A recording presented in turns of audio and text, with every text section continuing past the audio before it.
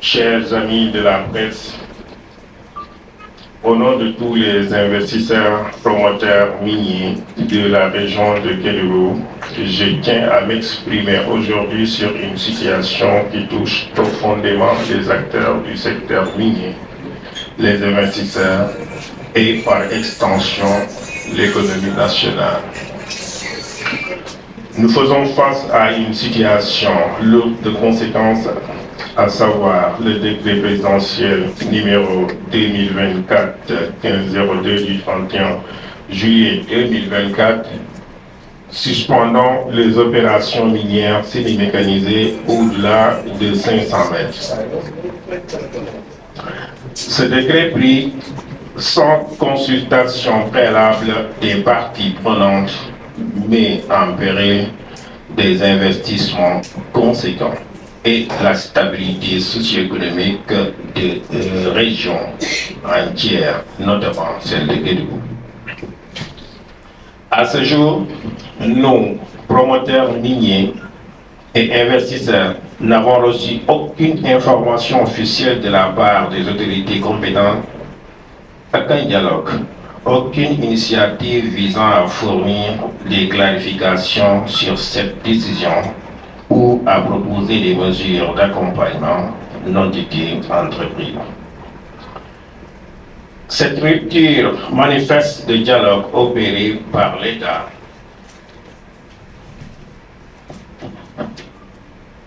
place dans une position d'incertitude totale, provoquant des dommages autour des investissements chiffrés à plusieurs centaines de milliards de CFA. Nos promoteurs sénégalais et investisseurs avons investi d'importants financements, non seulement dans le développement de nos activités minières, mais aussi par la contribution au développement local. Nous avons payé nos taxes, nos redevances minières et nos frais d'abattage à hauteur de plusieurs milliards de CFA. Nos entreprises ont créé 8 000 emplois directs et plus de 1 000 emplois indirects dans toute la zone. Mais encore, nous contribuons activement à la vie économique et sociale de la région de Kédougou. La construction d'écoles, de postes de santé, de puits, de forages, d'eau potable, des dons réguliers aux communautés locales. Toutes ces réalisations représentent un engagement financier de plusieurs milliards de francs CFA au cours de ces dernières années. Nos interventions vont bien au-delà de l'exploitation minière, car nous investissons dans la région pour soutenir les populations et nous respectons les normes environnementales conformément à notre cahier de charges. Ainsi, en retour, nous nous attendions à un soutien de l'État. Malheureusement, une décision maladroite, mal réfléchie a été prise par le ministre des Mines, M. Birame Souleye Diop, et qui a porté un coup dur contre nos entreprises respectives. Ce décret numéro 2024-1502 du 31 juillet 2024, pris suite à un rapport de présentation du ministre M. Birame Souleye Diop, représente une menace majeure pour notre secteur, mais aussi pour l'État, qui enregistre des pertes financières importantes du fait de l'arrêt de nos activités. La région de Kédougou à elle seule bénéficie d'une masse salariale générée par plus de 114 sociétés semi-mécanisées avoisinant les 30 milliards de francs CFA annuels. Suspendre les activités de ces entreprises sans concertation avec les acteurs, sans aucune alternative concrète sans aucune alternative concrète avec les acteurs, sans une solution alternative concrète, c'est priver de la région et le pays de ressources vitales. Il est important de souligner que nos opérations respectent scrupuleusement les normes environnementales. Aucune utilisation de produits chimiques n'est faite et nous sommes engagés dans un programme de réhabilitation écologique.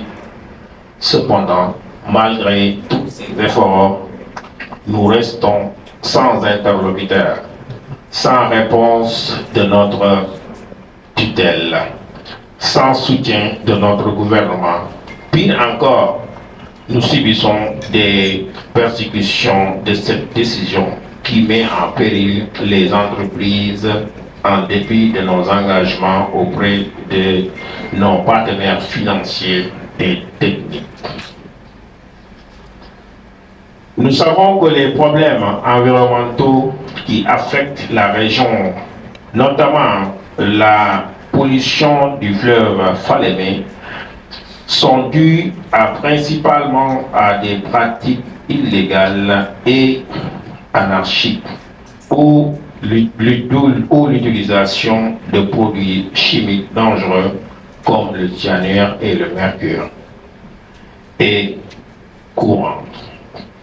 Ces pratiques échappent à tout contrôle et ne peuvent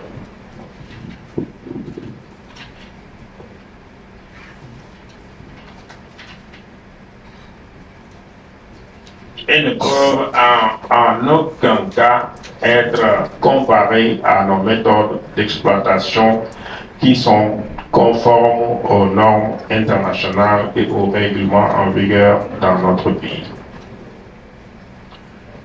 La sécurité dans ces zones frontalières est un autre enjeu crucial. À l'absence de couverture télécom, le contrôle est déjà difficile pour les forces de l'ordre. Nous avons pris sur nous d'équiper nos sites de systèmes de sécurité sophistiqués et de personnel formé pour prévenir toute intrusion contre la sécurité territoriale. Cependant, l'annulation de nos permis entraîne une absence d'activité économique pourrait compromettre la stabilité dans toute la zone frontalière. Des acteurs étrangers, souvent issus de réseaux criminels, ne manqueront pas de s'approprier ces espaces laissés vacants en exacerbant la menace sécuritaire, la pollution ainsi que la corruption devenue une gangrène. Nous invitons donc l'État à reconnaître l'importance de notre engagement. Nos structures, loin de se limiter à des activités minières, jouent un rôle de stabilisateur dans la région. Sans notre présence, la porte serait ouverte à d'autres forces hors de contrôle de l'État. La rive malienne, totalement dévastée, laisse la rive sénégalaise vulnérable et exposée à toutes sortes de dérives.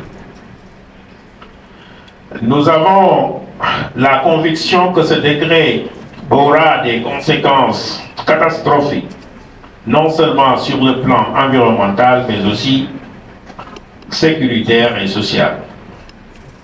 Nous, investisseurs et promoteurs sénégalais,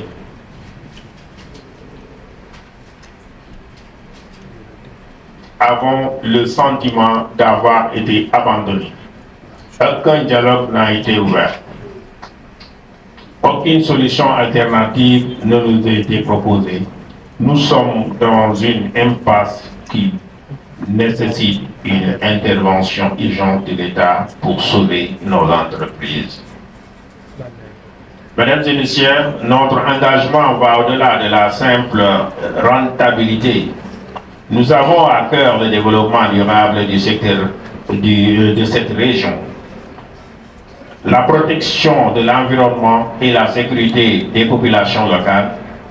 Nous demandons que cette décision soit réexaminée et que les mesures concrètes soient prises pour permettre la poursuite de nos activités dans les meilleures conditions.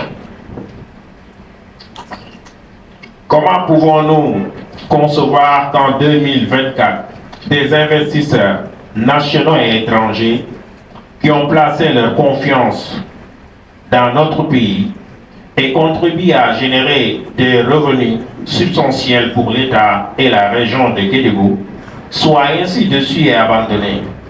Comment est-il possible que, quelques mois seulement après avoir investi des milliards de CFA, ces acteurs se trouvent aujourd'hui lésés, acculant des pertes colossales sans aucune compensation? Nous nous trouvons aujourd'hui face à une décision incompréhensible, maladroite, qui vient frapper directement les investisseurs, pourtant disposés à accompagner le gouvernement dans la lutte contre la pauvreté et pour l'emploi des jeunes.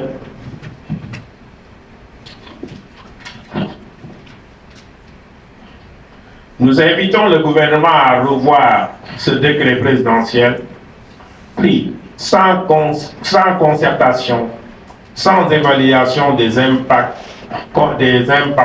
concrets et qui va dans le court terme ruiner non seulement des entreprises sénégalaises, mais aussi d'importants investissements étrangers. Des jeunes, des femmes, des chefs de famille, des communautés locales toutes entières qui tirent des revenus dans les activités de nos entreprises sont aujourd'hui menacées.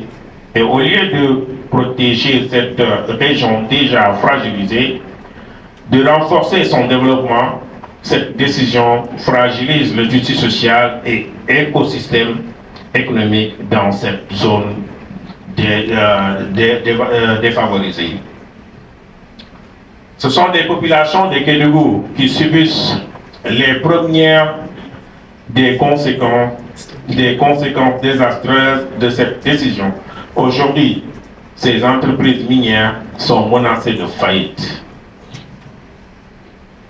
Nous invitons le gouvernement à engager des discussions avec les acteurs des entreprises minières semi-mécanisées, car la suspension de nos activités compromet la stabilité de cette région vitale pour l'économie du pays. Il ne faudrait pas ignorer les sacrifices et les efforts de ceux qui œuvrent chaque jour pour l'épanouissement socio-économique de la population de Kédougou. Nous invitons le gouvernement à revoir cette décision malheureuse pour protéger les investissements et les emplois créés.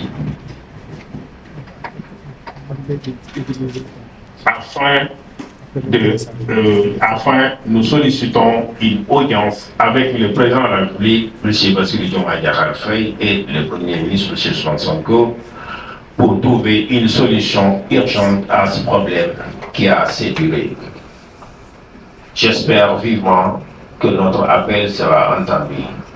Il est temps d'agir pour le bien de tous. Je vous remercie de votre attention.